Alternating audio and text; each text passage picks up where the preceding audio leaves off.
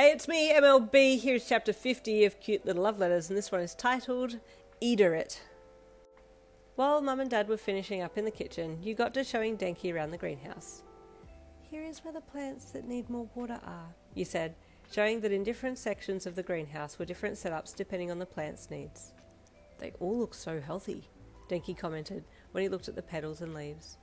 Your dad is really good with plants. He's had a lot of years of practice, you said with a smile, giving Denki a soft look which he returned.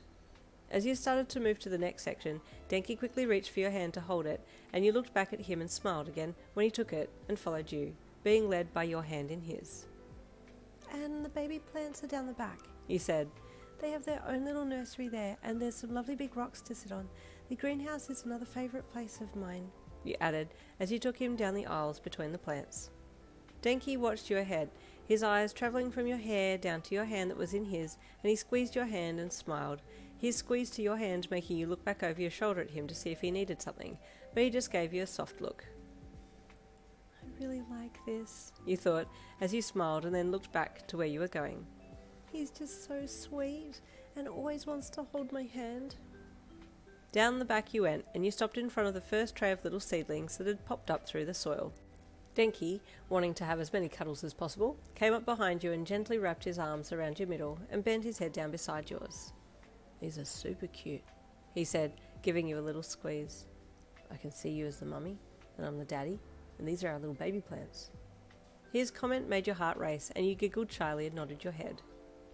Yeah, you said softly, enjoying his arms around you from behind. He snuggled into you, his head next to yours, and for a second you thought he was going to kiss your cheek or something, but he refrained. A moment after that you heard the back door close and you placed your hand on Denki's. Daddy's coming, you said softly, and Denki quickly let you go and then stepped beside you so that he didn't look suspicious. What else have you got here? He asked, trying to keep the conversation going. Oh, yes, so these little ones are a little more grown than the seedlings, you said, stepping to your right and pointing out some other little buds that were starting to flower. These are blue poppies. Oh, Denki said. I've never heard of blue poppies. Yes, your dad said as he approached you both from behind, chiming in since he overheard the conversation. They're less common than the red poppies, but they sell well and are very pretty. I'll say, Denki said, turning to invite your dad into the conversation. This is a really cool setup you have here, he complimented your dad. Yin's taken me through a lot of it, but what's the process? He then asked. How do you decide what flowers to buy next? And who do you get them from?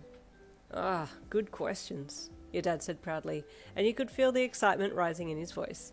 You knew he was about to launch into explanation mode, and you giggled internally knowing Denki and yourself were possibly going to be stuck there for a few hours at least, listening to the process of plant selection. You didn't mind though, it was more time with Denki. It was about 2 hours later that your dad finally started to look like he was running out of things to talk about, and Denki was starting to stifle yawns, so you cut into the conversation and halted your dad. Dad, you said quickly when he took a breath, I think we need to get going. We were supposed to be back at Heights Alliance tonight because we have school tomorrow.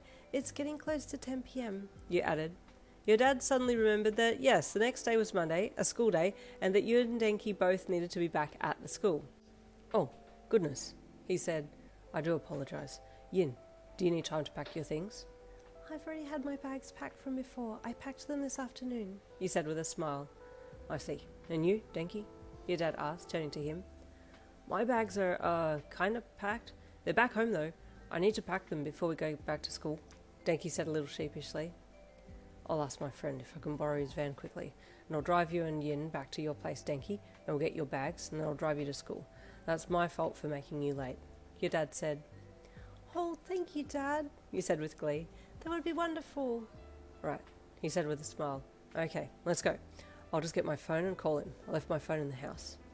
Okay, you said as you all started to leave the greenhouse.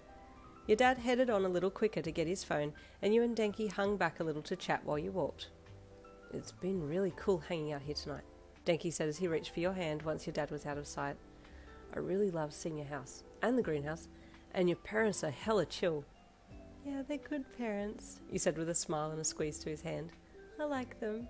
Yeah, me too, he said with a chuckle. 20 minutes later, You, your dad, and Denki were all in the van sitting on the bench seat that spanned the length of the front of the van and were headed to Denki's house to pick his bag up and then head on to Heights Alliance. "I'll just quickly grab my bag, yeah?" Denki said as your dad pulled up out the front of his house and he reached for the van door. "I'll be super quick, I promise. I'll eater it," he said as your dad slowed to an almost stop and then he sprung from the van and bolted to the front steps. "What? Eater it?" your dad asked you as he pulled the van to a complete stop. "Oh, Ida is his classmate who has a speed quirk," you said.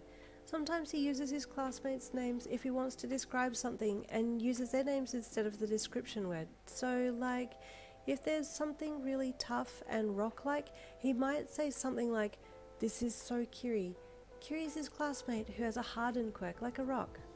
"Oh, I see," your dad said with amusement. "I'm learning a lot." You giggled. Your dad was doing his best to try and fit in, and you thought it was very cute. Denki did come back in a very short space of time and quickly chucked his bag through the back window of the van and then hopped back into the front seat next to you. "Shall I eat her?" your dad asked slyly, but with a bit of preemptive excitement in his voice, wanting to see what Denki would say. At first Denki was a little confused, and then he got it and laughed. "Hey!" he said as he reached a fist out over you to bump your dad, who was only too happy to return it. He was getting very good at doing fist bumps now, and felt rightly chuffed with himself. "Yeah, eater it," Denki chuckled.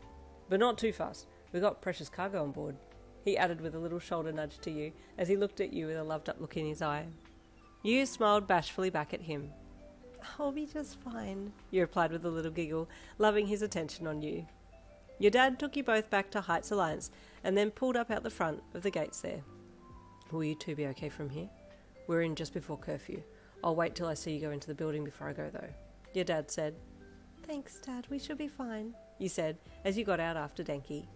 Denki had already gone to the back of the van to get your bags and slung both of them over one shoulder, and then came back to you.